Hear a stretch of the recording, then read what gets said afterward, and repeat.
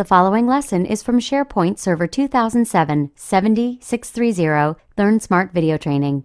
To find out how you can get unlimited access to our entire Learn Smart Video Training library, call 1-800-418-6789. One of the key factors in implementing SharePoint effectively within your organization is going to be really understanding the purpose and intent of this application suite. We need to understand the different uses of SharePoint, the features of SharePoint, and some of the various components that come with this product line. When we understand this, we'll then be ready to move on and begin planning our installation. But without a solid, fundamental understanding of what SharePoint really is, we're certainly not ready to find out how it will work in our organization and how it will meet our business objectives. So what we want to do now is get a really good understanding of what this product's all about and the features and benefits that it provides to our organization from a technical perspective. One of the ways that we can begin to understand SharePoint better is to look at Microsoft's design goals for this product.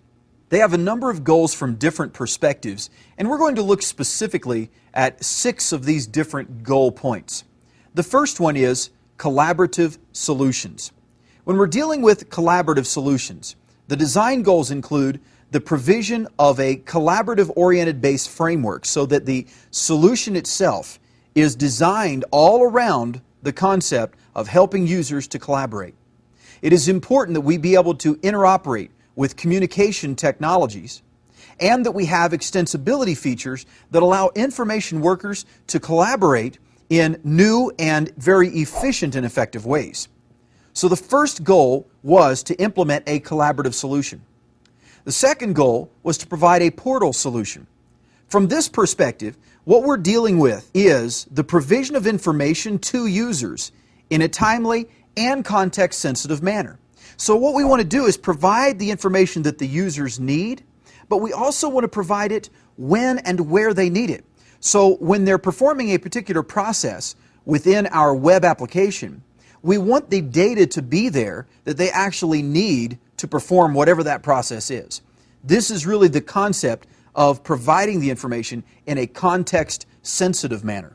The next design goal is based on content management solutions, having effective content management solutions. And what this means is that we need an effective content lifecycle management because we don't always want to keep all information right in front of the users at all times. They don't need all of the information. So we need to manage the life cycle of the content. And this is a big part of a good content management solution. Additionally, this content is going to include documents, such as Word documents and Excel spreadsheets, records, such as actual data records that might be input and modified in business forms, and also web-based content. This would include things like blogs and wikis. More design goals include search, forms, and business intelligence. With search, the goal is to ensure the access to appropriate information is available for users.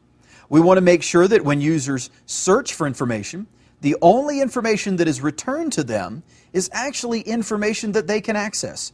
So it's important that we have permission management similar to access-based enumeration in Windows servers. Also, we need to have search access to both content, such as data and documents, and people. We may need to locate people in order to invite them to online collaborative meetings. Then the goals for business forms will also be very important. We want to streamline and automate data capture processes. This means giving users forms that allow them to input just the data that's needed to track the information, and to give them forms where they can easily modify that information. And finally, we have the Microsoft design goals related to business intelligence, or BI. We need to allow decision makers to make well-informed decisions. This means they have the right data upon which to base those decisions. And they need to make those decisions in a timely manner. That means the data needs to be there when they need the data. And this is going to include everything from full-scale multi-page reports to key performance indicators. Another important feature of SharePoint is the fact that it has a single architecture for multiple solutions. The end result is that we have one solution-based application for multiple points of deployment. These points of deployment are threefold. We can use SharePoint to build and establish intranets. These are applications that use web-based technologies but are only accessible from within our organization, or at the very most through VPN connectivity into our organization. Then we also have extranets. Extranets are web-based applications that we may allow outside vendors or partners to access as well. It may be a service that is for sale to access these extranets, or it may simply be that we allow customers, partners, and vendors to access information related to projects wherein we're partnering with those partners or vendors. And then finally, we have, of course, the internet. This would be using SharePoint to provide data for anonymous users, users from all over the world simply accessing our website. The useful features of SharePoint that might apply here would be blogs and wikis. For example, you could use SharePoint to implement blogging sites for different people in your organization. You could set up a blogging site for your CEO, another for upper management roles, and possibly even those for roles of employees that give a face to your organization other than just upper management. And so we can implement blogs, we can implement wikis. If you run a manufacturing company that manufactures dozens or hundreds of parts, rather than just listing these parts at the site, you could have a wiki that lists the part with a photograph of the part, schematic diagrams, and possibly even information about how different organizations are using that part or component. So you can begin to see how this would add value to your customers. When looking at SharePoint solutions, we have to look at the different components that are included. So a Microsoft Office SharePoint Server 2007 solution will include, first of all of the features of Windows SharePoint 3.0. Windows SharePoint 3.0 or SharePoint Services 3.0, depending on the document you reference, is the foundation of Microsoft Office SharePoint Server 2007. And so effectively, all of the features that are in just the plain vanilla SharePoint 3.0 are also in SharePoint Server 2007. Then we have the SharePoint 2007 Shared Service Provider. This shared service provider is going to give us enterprise-level search capabilities. So we have the ability to search not 50 documents or 100, but 50,000 documents or 100,000, or even potentially millions. We're also going to have Excel services. This gives us really 2 points of contact with Excel.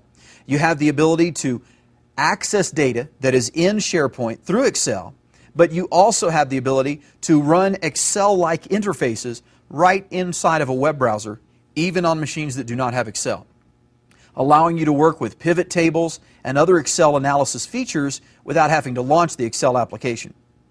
And then we also have user and store management functions, so we can effectively manage users and data stores that are dispersed among multiple servers in a SharePoint server farm.